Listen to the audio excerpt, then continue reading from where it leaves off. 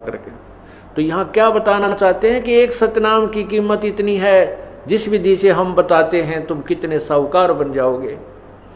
सतनाम एक पालड़े रंग होरी हो, 14 लोक चढ़ावे राम रंग होरी हो, 3 लोक पास्यंग धरे रंग होरी हो, भाई तो न तुला तुलाया राम रंग होरी हो, तो भी वो पलड़ा भारी रहेगा।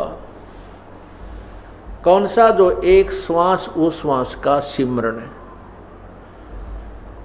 अब आप देख लेना आप कितना सुमन करते हो और फिर भी रह जाते हो। इसका मतलब है कि हमारे ऊपर बहुत ज्यादा ऋण है, बहुत ज्यादा ऋण है।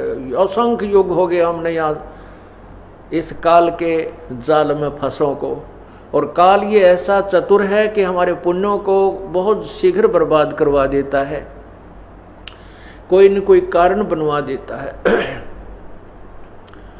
और फिर हम जैसे थे उसे फिर हो जाए। उसके लिए सावधान रहना होगा। हमने अपने पुण्यों को कहीं नहीं बर्बाद करना है। घड़ी डिमांड भी ना करनी चाहिए परमात्मा से, मन ये दे दे, मेरा ये हो जा, 2 कोठी हो जाए, एक और बना लूँ, ये भगवान एक छोरा का और थोड़ा प्लाट मिल जाए। हम यही तंग मांगते रह जाते हैं। नहीं, परमात्मा से आप मोक्ष, भक्ति और मोक्ष मांगिए, और भक्ति में ये सब अपने आप मिल जाएंगी जिनकी आप अलग से डिमांड करते हो। जैसे किसान गेहूं बीजता है और उस किसान के पास अपना कोई पशु भी नहीं है, ट्रैक्टर से सारा काम कर रहा है, तो गेहूं बीजेगा किस लिए? कि वो अपने परिवार का पेट भरे। प्रथम तो उसने अपने परिवार की और अपने जो है जीवन रक्षा के लिए गेहूं की आवश्यकता है। उससे बचेगा जो सामग्री तो उसको बेचकर अपना अन्य काम वो करेगा।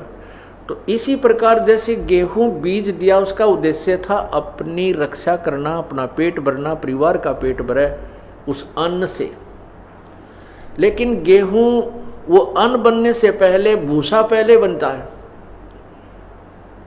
वो भूसा जो बनता है, तूड़ा, वो पशुओं का चारा तो फ्री में बनता है, धक्के तो बने अपने आप बनता है। वो तो बाई प्रोडक्ट है उसका, किसका? कनक का, गेहूं का।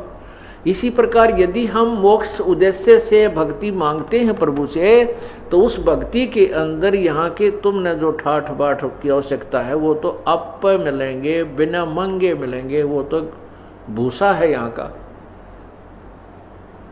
कोई बात नहीं, अभी ज्ञान नहीं है क्योंकि हम बहुत सताए हुए हैं दुखों के। तो उसके लिए कुछ तो परमात्मा अपने आशीर्वाद से तुम्हें एडवांस लाभ दे देता ताकि आपकी श्रद्धा कबीर परमेश्वर में बने कि ये भगवान है। उसके बाद फिर कहता है कि पुत्र अब तुम खुद करो, बेटा बेटी अब तुम साहूकार बनो, तुम स्वयं मेहनत करो, इस नाम का जाप करो, इस तरह धर्म करो, ये पुण्य करो। तो जैसे कोई ज़्यादा कहता है मुझे ऐसी तकलीफ है, मैं ऐसा है, तो हम कहते हैं तुम एक हवन के लिए, ज्योति के लिए संकल्प करो। इसी को कहते हैं आप पाठ के लिए संकल्प करो। क्योंकि हम अपने आशीर्वाद, परमात्मा अपने आशीर्वाद से तो आपको देता ही देता, उसके बावजूद भी आप इतने वीक हो चुके हो कि फिर भी उभरते उभरते समय लग रहा है। तो उसको कवर करने के लिए वो आपको बताया जाता है कि ऐसा कर दीजिए। लेकिन जो कहते हैं बिन इच्छा दो देत है सो दान कहावे, और फल बाँचे नहीं तास का वो अमरापुर जावे। जैसे आप पुण्य करते हो या हवन के लिए, कोई भी ज्योति के लिए जो दान करते हो, ये सबसे उत्तम बताया है कि कोई बिना डिमांड के करना चाहिए। इसमें दोनों फल मिलते हैं।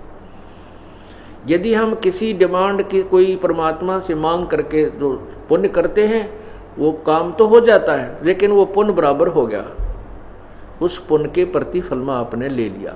और बिन इच्छा जो देते सो दान कहावे, फल बाँचे नहीं तास का वो अमरापुर जावे। जो दान आप करते हो सब इच्छा से, कर्तव्य समझकर, जैसे गीता जी के 3रे अध्याय में लिखा है कि जो व्यक्ति परमात्मा के दिए हुए उस धन में से जो दान नहीं करता वो तो पापी, एक पाप खाता है। इसलिए हमारा परम कर्तव्य है कि हम कुछ पुण्य करें, यज्ञ करें।